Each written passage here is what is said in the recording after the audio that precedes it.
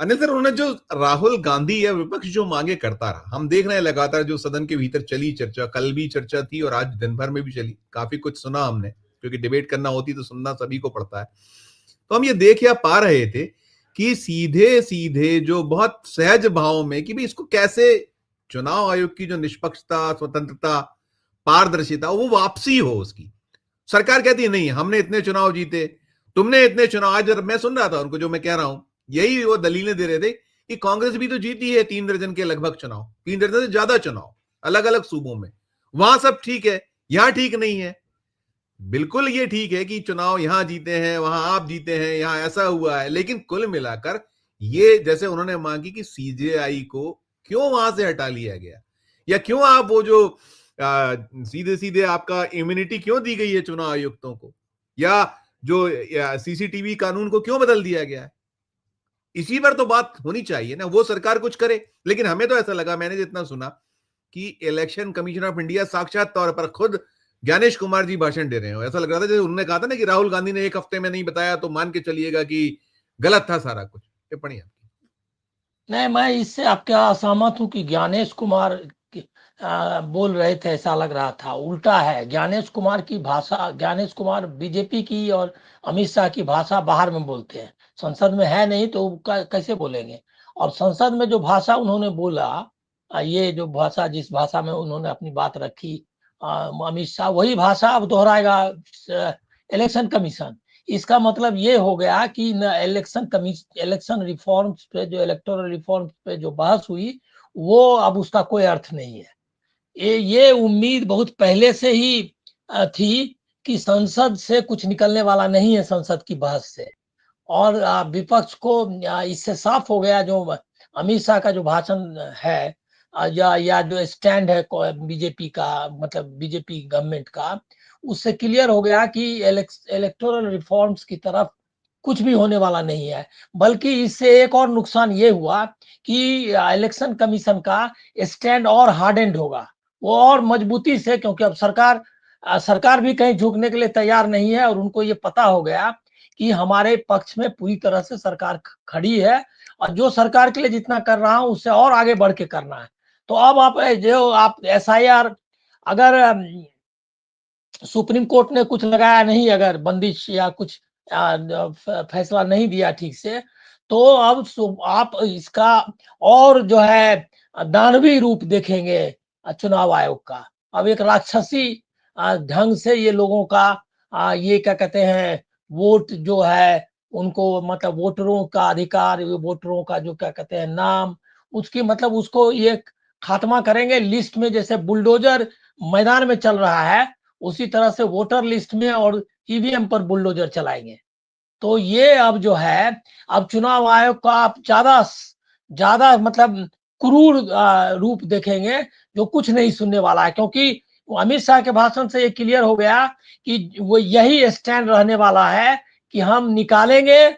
और वही सब बात बोल रहे हैं अमित शाह, कि हम जो है 2 जगह नाम रहना चाहिए, घुसपैठिया, और घुसपैठिया का नाम लेते ही उनका जो है आवाज, उनकी जो कहता है कौन सा सुर बोलते हैं, वहां पे पहुंच गया एकदम हाई हाई, हाँ, पंचम सुर में वो चिल्लाने लगे। मैं थोड़ा संगीत सुनता हूँ, जानता कम हूँ, तो इसीलिए मैंने पूछा आप लोगों से। तो ये जो है, ये पंचम सुर में वो चिल्लाने लगे कि विदेशी लोग तय करेंगे चीफ मिनिस्टर और प्राइम मिनिस्टर। अरे विदेश क्या, कॉरपोरेट तय कर रहा है हिंदुस्तान का प्राइम मिनिस्टर। विदेश तो आएगा बाद में, और कभी आएगा या नहीं ये मालूम नहीं, लेकिन आपको तो कॉरपोरेट तय कर रहा है। और वो जो झूठ नेहरू और पटेल और इंदिरा गांधी इसका नाम ले रहे हैं, कब किसने तय किया कॉरपोरेट को? बिरला और टाटा के खिलाफ लड़ते हुए जो है प्रधानमंत्री लोग बने, कई प्रधानमंत्री बने जिनका नारा ही यही रहता था। अभी जो मुख्यमंत्री कम्युनिस्ट पार्टी के और इसके जो बने, वो कि टाटा बिरला की सरकार नहीं चलेगी। तो ये अब हो सकता है क्या? अब क्या है कि कौन जो बीजेपी का की नैरेटिव पिट गई, इतना तय है, वही बात बोल रहा है। मतलब बताइए कितनी बार, और तुरंत उनको अपने जो निकाल देना चाहिए, जो उनका स्क्रिप्ट राइटर सब है दोनों का, अमित शाह का और मोदी जी का, क्योंकि वो वही बात लिख रहा है 10 साल से और कुछ उसमें कंट्रीब्यूट नहीं कर पा रहा है। इसका मतलब खाने पीने और मस्ती करने में लगा हुआ है, पढ़ाई नहीं करता है। वही बात बार बार, नेहरू ने पटेल का हक छीन लिया। अरे वो कांग्रेस, वो अब मोदी जी ने किसका हक छीन लिया? वहां कोई क्या कहते हैं, तय ये हुआ था, वोटिंग हुआ था मोदी जी को प्राइम मिनिस्टर चुनने के लिए, जो कैंडिडेट बनाने के लिए। इस बार क्या बीजेपी पार्लियामेंट्री पार्टी ने कोई पार्टी की बैठक की थी? अरे वो उनका मामला, वो उस पर कोई सवाल भी नहीं उठाता है। इसीलिए कि जब उन लोगों ने तय किया, अब कैसे तय किया वो अपना जाने, हालांकि गलत है। संविधान में दिया हुआ है कि जो बहुमत ये जिसको लोगों का समर्थन है, वो जो है प्रधानमंत्री बनेगा। तो बहुमत है, समर्थन है, तो वो जीत जीत करके आना चाहिए उसको। पार्लियामेंट्री पार्टी की बैठक नहीं बुलाई एक बार। और वो नेहरू के बारे में बोल रहे हैं। नेहरू 40 वर्ष की उम्र में 1929 में बन गए, 30 या 29 में बन गए कांग्रेस के अध्यक्ष। और उसके बाद 56 वर्ष की उम्र में पटेल बने। उस समय कौन उसमें वोटिंग हुई थी कि नहीं? उसी तरह से फिर उनको 46 में कांग्रेस ने चुना अपना प्रेसिडेंट। इसके पहले भी 2 बार प्रेसिडेंट रह चुके थे वो। और उसी हैसियत से वो इंतरिम इंतरिम जो गवर्नमेंट था उसके प्रधानमंत्री बने। कुछ से कुछ बोलता है। और वो जो 46 का देख ले डॉक्यूमेंट, पढ़ता लिखता नहीं है। एक बात तो आप जान लीजिए कि कुछ दिन में ऐसा हो जाएगा कि अगर किसी स्कूल में आप जाएंगे तो पूछेंगे सवाल, आप मैथमेटिक्स का जवाब देगा वेद के बारे में, वेद का अगर सवाल पूछेंगे तो वो जवाब देगा क्या कहते हैं किसी संस्कृत के बारे में। ये हालत होने वाली है, क्योंकि सारे जो है संस्थान में पढ़ाई लिखाई बंद करो और जो है शाखा में दंड पेलो जाके, वहां से आकर के यहाँ वाइस चांसलर बनो। जो राहुल गांधी एकदम सही बोला कि वहां जाकर के लाठी भांजो और यहाँ आकर के बन जाओ। ये भी मतलब क्या हालत बना रखी है। न इतिहास मालूम है, न भूगोल मालूम है। वंदे मातरम में भी क्लियर हो गया और ये एसआईआर में। इससे राइट। मुझको जो आशंका है कि जो लोग समझ रहे हैं, जैसा अचल जी ने कहा कि बंगाल में वो नहीं कर पाएंगे, फलना जगह नहीं कर पाएंगे, उत्तर प्रदेश, एकदम नहीं। एसआईआर एसआईआर बगल रखिए। चुनाव आयोग उतने ही निर्लजता पूर्वक उस पर ये करेगी, अपना काम करेगा जैसा वो कर रहा है, और इससे भी ज्यादा करेगा। क्योंकि अब वो पता चल गया उसको कि उसको कुछ नहीं चेंज करना है। वहां रखा, एक भी सवाल का जवाब दिया क्या? उससे उनसे पूछा गया कि तुमने आपने सीजेआई को क्यों निकाला? अच्छा, अगर मान लिया कि चुनाव सब आयोग सब ठीक कर रहा है, चुनाव के बारे में अगर गवर्नमेंट सब सही कर रही है, तो फिर सुप्रीम कोर्ट ने क्यों आदेश दिया कि चुनाव आयोग को का गठन इस तरह से मत करो और बहाली ऐसे करो? सुप्रीम कोर्ट तो कांग्रेस पार्टी नहीं थी ना। जो जो कि अभी तक, हाल तक उनके खिलाफ कोई ये नहीं दे पाती है, जजमेंट नहीं दे पाता है। वो उसने भी कहा कि भाई ये प्रक्रिया सही नहीं है, क्योंकि उनको भी कुछ ये करना होता है ना। तो वो क्या करेंगे? ये मैं आपको देख कह रहा हूं कि ये और कठिन परिस्थितियां आने वाली है। इसके इशारे अमित शाह के भाषण में मिलते हैं। अब विपक्ष को ये तय करना है कि वहां सिर्फ ये क्या कहते हैं करते रहेंगे तो इससे काम चलेगा नहीं। दूसरा है क्या कि मीडिया जो है ये सारा चल पा रहा है इसीलिए कि मीडिया इस तरह से जो झूठ है, मक्खन लाल जो है, जो उनका एक है जो झूठ फूस इतिहास लिखता है, उसका ये नैरेटिव बनाया हुआ है इतिहास के बारे में कि नेहरू जी ने पटेल का हक छीन लिया, और वो उसी का लेख छापता है बड़ा बड़ा संस्थान वाला सब। तो आज ठीक जबकि सर। उसको कोई पढ़ाई लिखाई नहीं है इतिहास भूगोल की। और ऐसा ही राइट। इसी टाइप से वो इलेक्टोरल रिफॉर्म्स के बारे में बात कर रहे हैं। इलेक्टोरल रिफॉर्म्स में जब आडवाणी और ये लोग सवाल कर रहे थे तो कांग्रेस का ऐसा ही जवाब दे रही थी। मीडिया का यहाँ रोल आता है कि मीडिया को बताना चाहिए कि इलेक्टोरल रिफॉर्म्स पर इसके पहले भी बहस हुई है। किसी भी गृह मंत्री और किसी भी क्या कहते हैं सरकार ने ये इस तरह के जवाब नहीं दिए हैं। जो सवाल किया गया उस पर जवाब दिया। ये नहीं वही कहने वही लगा वही वही कि वही नेहरू वही जी ऐसे थे, इंदिरा गांधी जो ऐसे थी और सोनिया गांधी को क्यों बना दी, क्या कहते हैं, मिल गई ये क्या कहते हैं वोटिंग का अधिकार। ये नहीं होता था। यही जो अंतर है कि ये आप बात करेंगे कि इमली यहाँ उग रहा है तो कहेंगे कहेंगे कि नहीं हम आम का आयात करेंगे। वो कहेंगे कि क्या कहते हैं ये गेहूं है तो कहेंगे नहीं ये चावल है। इस टाइप से बिल्कुल कौन पूछ रहा है नेहरू के बारे में। अब ओम बिरला का इसमें दायित्व था। वो बोलते नहीं हैं, तो इनको तो बोलते हैं कि वंदे मातरम पर बोलिए, इनको बोलते हैं आप चुनाव सुधार पर बोलिए, और उनको बोल रहे हैं कि नेहरू जी पर बोलिए। अरे पूछना बिल्कुल बिल्कुल ऑथेंटिकेट करो। जब इनको बोलते हैं तो उनको भी कहो कि ऑथेंटिकेट करो। तो ये आप देखेंगे कि माइट इज राइट, ये यही इनका है। इसके खिलाफ विपक्ष के पास क्या सब तरीके हो सकते हैं ये देखना है। क्योंकि मैं कल राहुल गांधी का भाषण मैंने सुना। मैं राहुल लौटता हूँ गांधी अनिल ने सर, सेकंड राउंड में जिस तरह सेकंड से राउंड में इलेक्टोरल रिफॉर्म्स के बारे में रखा, जबरदस्त है। अनिल सर ये दोनों ही चीजें।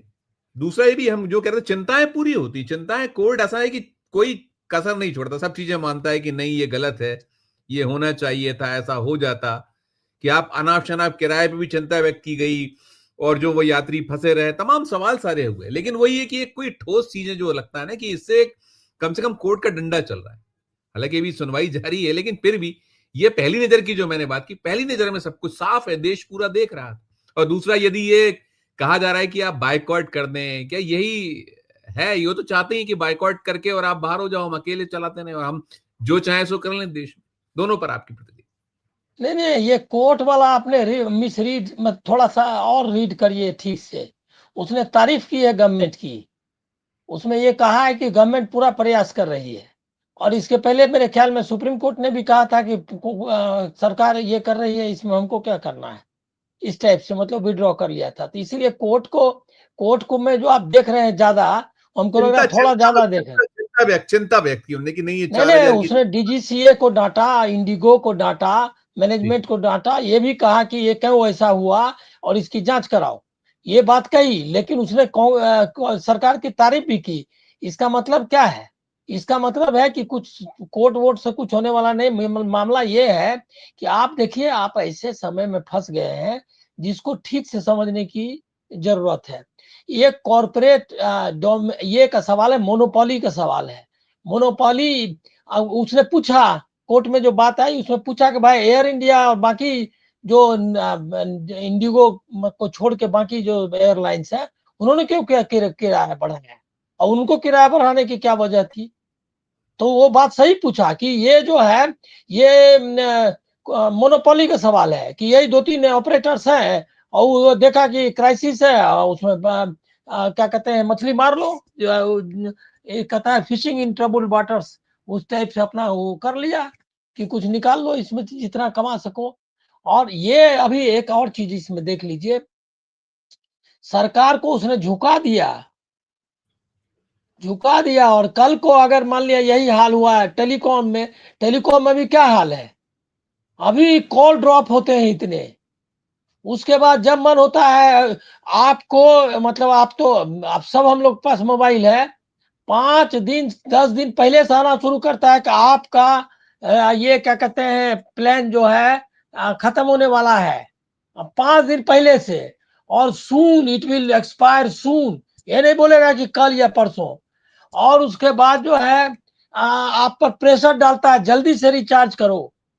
और अनाप शनाप ले रहा है पैसा, लूट रहा है प्लान में जो कि कंपटीशन कहा क्या गया था। जब आपको जो पब्लिक सेक्टर को खत्म करने के लिए यही तर्क ढूंढा गया था कि पब्लिक सेक्टर की मोनोपोली है और उस मोनोपोली के लिए कंपटीशन होगा और उपभोक्ताओं को फायदा मिलेगा। और मिडिल क्लास यहाँ का इतना नंबर 1 है, मतलब आगे का शब्द आप खुद जोड़ लीजिए अपने अपनी सुविधा अनुसार, कि उसने जो है वो उसको लग रहा था नहीं नहीं देखिए सुविधा बड़ी चीज है। ये हमारे लोग तर्क देते थे, सुविधा बड़ी चीज है। बात यह है कि भाई हम पैसा देते हैं तो हमको मिलना चाहिए। पब्लिक सेक्टर वाले नहीं कर पा रहे हैं, बैंक नहीं ठीक से काम कर रहा है, और कंपटीशन होगा प्राइवेट सेक्टर देगा।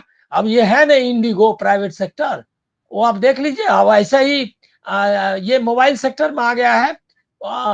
आपको जरूरत नहीं है। आप जरा देखिए मोबाइल की हालत, ये किसी को नहीं नहीं, बिल्कुल आप बिल्कुल। बताइए, ये जो ऐड आता है, ऐड क्या आपको 50 कॉल आ रहे हैं, कौन इसको बता दिया कि हमको मकान की जरूरत है, कौन बता दिया कि हमको लोन की जरूरत है, कौन हमारा बता हमारा दिया कि हमारा डेटा अनिल जी पूरा बेच दिया गया है, बेच वो दिया बेच हमारा। दिया। अच्छा, कोई कोई इसको पकड़ पाया? वैसे ही अब बताइए, अभी किसी ने चर्चा भी नहीं की।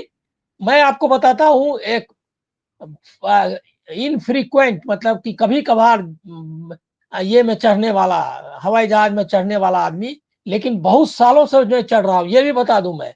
जिस समय बहुत कम लोग चढ़ते थे, उस समय भी एक्सप्रेस हमको पैसा देती थी घूमने के लिए, और हवाई जहाज से मैं जाता था। तो इसीलिए मुझको मालूम है उनका पूरा ग्रोथ। मैं आपको बताऊं, पैर फैलाने के लिए लिखता है कि लेग स्पेस बिल्कुल ज्यादा मिलेगा, इसके लिए आपको किराया लेंगे, आपको विंडो सीट रहेगा इसके लिए किराया लेंगे, रियर बिल्कुल फलना सीट, ये वो, आपको हर एक चीज के लिए पैसा वसूलता है। वहां बिल्कुल। जाइए, मतलब कि क्या तमाशा कर रखा है, कोई है कहीं चेक है? कोई कुछ चेक नहीं एंड बैलेंस, चेक है। कोई चेक एंड बैलेंस, कोई अच्छा, check and. Dynamic dynamic fair का क्या मतलब है? अगर डायनेमिक फेयर में तो कभी कम करता ही नहीं किराया, नहीं करता, नहीं करता। तो कोई मैं बिल्कुल कंपटीशन बिल्कुल नहीं। तो बिल्कुल ये उधर जो लेके, स्थिति हुई है, हाँ? बिल्कुल बिल्कुल बिल्कुल बिल्कुल बिल्कुल। तो अरुण सर, ये आप तो ये समझ लीजिए क्या कि ये जो इंडिगो वाला मामला है, ये कोर्ट से हल होने वाला नहीं है। इसके लिए जब तक यहाँ का जो मिडिल क्लास जो चढ़ता है, वो अपना दिमागी पेच जो है, जो ढीला हो गया है, उसको जब तक कस नहीं लेगा, तब तक कुछ नहीं होगा। Right sir. अरुण सर, ये जो है ना, देखिए, ये बहुत समस्या है, और डायनामिक के नाम पर हर चीज पे, और इसके पीछे की कहानी यही है कि इतने बड़े बड़े कमीशंस हैं कि आपको हवाई अड्डा जिनको दे रखा है उनको। एक एक मिनट जरा मुझको एक दो मिनट दे दीजिएगा इसकी तारीफ करने के लिए, पब्लिक छोटा सेक्टर की। हम छोटा सा लोग कर इंडियन दीजिएगा। एयरलाइंस में, सुन लीजिए, इंडियन एयरलाइंस में जब जाते थे, और एयर इंडिया वगैरह में, जो गवर्नमेंट सेक्टर में, आते ही क्या कहते हैं, चॉकलेट का जो है ट्रे लेकर के आता था, पानी फ्री, नाश्ता भी देता था, और उसके बाद जिस तरह से स्वागत करता था। अभी तो वो आपको कहता है क्या कि खुद ही जो है अपना सामान लेकर के, अब हमारे जैसा, मतलब अब तो बूढ़ा कहने में हमको अभी भी हिचक होती है, लेकिन मैं आपको बताऊं का आए, आप बूढ़े नहीं है, कैसे कह दिया किसी का आप बूढ़े हैं? अगर आप बूढ़े हो एकदम जाएंगे तो आप कैसे एक, बने? बस यही मैं चाहता था कि किसी तरह हौसला बढ़ाया जाए। तो ये बूढ़ा आदमी को भी वो कहता है कि अपना अटैची आप अपना खुद रखिए, और आप खुद ही अपना ये करिए। पहले वो खुद ही करते थे, तो ये यस। अंतर आ गया है। और उसके ये अभी के ये में खाली गुड मॉर्निंग, जाते वक्त ये क्या कहते हैं, थैंक यू, बस यही सब कहने का, बाकी कुछ नहीं, बिल्कुल पानी के बिल्कुल। अलावा कुछ नहीं देता है।